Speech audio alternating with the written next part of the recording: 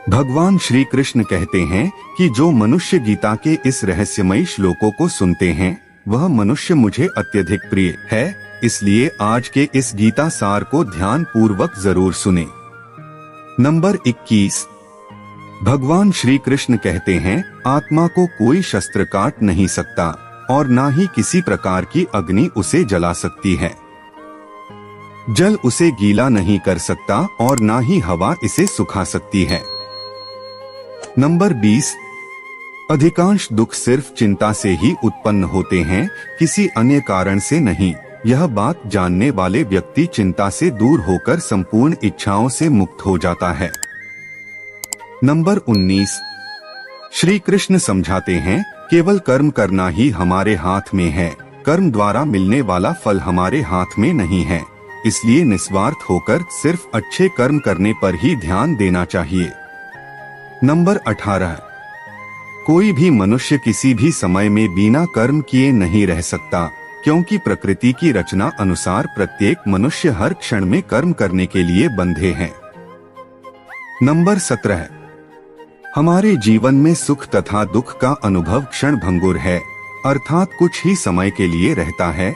यह सर्दी तथा गर्मी आने जाने के समान है। 16। जो ना कभी हर्षित होता है, ना द्वेष करता है, ना शोक मनाता है, ना कामना करता है, तथा जो शुभ और अशुभ कर्मों का त्यागी होता है, ऐसा भक्ति युक्त पुरुष ही मुझे प्रिय है। 15। श्री कृष्ण कहते हैं, क्रोध से मनुष्य की मति मारी जाती है, जिसके परिणाम स्वरूप स्मृति भ्रमित हो जाती है। स्मृति भ्रम से मनुष्य की बुद्धि नष्ट हो जाती है और बुद्धि नष्ट हो जाने पर व्यक्ति खुद अपना ही नाश कर बैठता है। 14। हे अर्जुन, जब जब धरती पर धर्म का पतन होगा और अधर्म में वृद्धि होगी, तब तब मैं पृथ्वी पर अवतार लेता हूँ और भक्तों का उद्धार करने और दुष्टों का विनाश करने तथा धर्म की मर्यादा पुनः स्थापित करने के लिए मैं प्रत्येक युग में प्रकट होता हूँ। 13। विषय वस्तुओं के बारे में सोचते रहने से मनुष्य को उनसे आसक्ति हो जाती है और इच्छा पैदा होती है और कामनाओं में विघ्न आने से क्रोध उत्पन्न होता है। 12। श्रेष्ठ मनुष्य जो आचरण करता है, उसके संपर्क में आने वाले पुरुष भी वैसा ही आचरण करते हैं और फिर समस्त मानव समुदाय उसी के अनुसार कार्य करने की कोशिश करते हैं। 11। श्री कृष्ण कहते हैं, तुम आध्यात्मिक गुरु के पास जाकर सत्य जानने का प्रयास करो, विनम्र होकर उनसे ज्ञान प्राप्त करने की जिज्ञासा प्रकट करते हुए ज्ञान प्राप्त करो और उनकी सेवा करो। ऐसा सिद्ध संत तुम्हें दिव्य ज्ञान प्रदान कर सकता है। 10।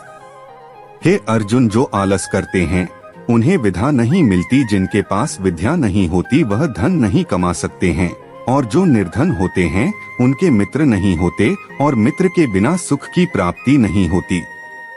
9। श्री कृष्ण समझाते हैं, ज्ञान विनम्रता देती है और विनम्रता से व्यक्ति सुपात्र की ओर जाते हैं और सुपात्र होने से उसे धन की प्राप्ति होती है और धन से धर्म और फिर सुख की प्राप्ति होती है। 8। सच्चे ज्ञानी महापुरुष एक विद्वान ब्राह्मण सभी जानवर, गाय, हाथी, कुत्ता और चांडाल को अपने दिव्य ज्ञान के द्वारा एक समान व्यवहार करते हैं। हे कुंती पुत्र, मैं ही जल का स्वाद हूँ, सूर्य और चंद्रमा का प्रकाश हूँ, मैं वैदिक मंत्रों में पवित्र अक्षर ओम हूँ, मैं ही अंतरिक्ष की ध्वनि और मनुष्यों में सामर्थ्य भी मैं ही हूँ। 7। श्री कृष्ण कहते हैं, अल्प बुद्धि वाले व्यक्ति देवताओं की पूजा करते हैं और उनसे प्राप्त होने वाले फल सीमित तथा क्षणिक होते हैं। देवताओं की पूजा करने वाले देवलोक को जाते हैं, किंतु मेरे भक्त अंततः मेरे परम धाम को प्राप्त होते हैं। 6। प्रकृति मेरी शक्तियों में से एक है और मेरी अध्यात्म में कार्य करती है, जिससे सारे चर अचर प्राणी उत्पन्न होते हैं और विलीन हो जाते हैं। यह जगत बारंबार रजित और नष्ट होते रहते हैं।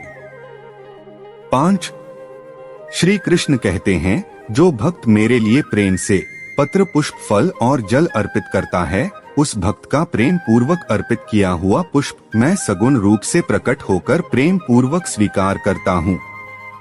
4। हे पार्थ, महान आत्माएं जो मेरी दिव्य शक्ति का आश्रय लेते हैं, वे मुझे समस्त सृष्टि के उद्गम तथा अविनाशी भगवान के रूप में जान लेते हैं। वे अपने मन को केवल मुझ में स्थिर कर मेरी अनन्य भक्ति करते हैं। जो लोग सदैव मेरे बारे में सोचते हैं और मेरी अनन्य भक्ति में लीन रहते हैं, उनकी जो आवश्यकताएं होती हैं उन्हें मैं पूरा करता हूँ, और जो कुछ उनके स्वामित्व में होता है उसकी रक्षा भी करता हूँ। 3. हे अर्जुन, एक योद्धा यदि युद्ध में वीर गति को प्राप्त करता है तो उसे प्रभु द्वारा स्वर्ग मिलता है, और अगर युद्ध में वह विजय प्राप्त करता है तो उसे धरती पर सुख मिलता है। इसलिए बिना डरे निश्चित होकर युद्ध करो। ज्ञान के समान कोई मित्र नहीं है और ज्ञान के समान कोई बंधु नहीं है। ज्ञान के समान कोई धन नहीं और ज्ञान के समान कोई सुख भी नहीं है। कुल मिलाकर आदर्श व्यक्ति के जीवन में ज्ञान का स्थान सर्वोपरि है। 2. श्री कृष्ण कहते हैं, मैं सृष्टि का आदि मध्य और अंत हूँ। मैं आत्मा का विज्ञान हूँ, विज्ञान का तर्क हूँ और वाक प्रचार भी मैं ही हूँ। 1.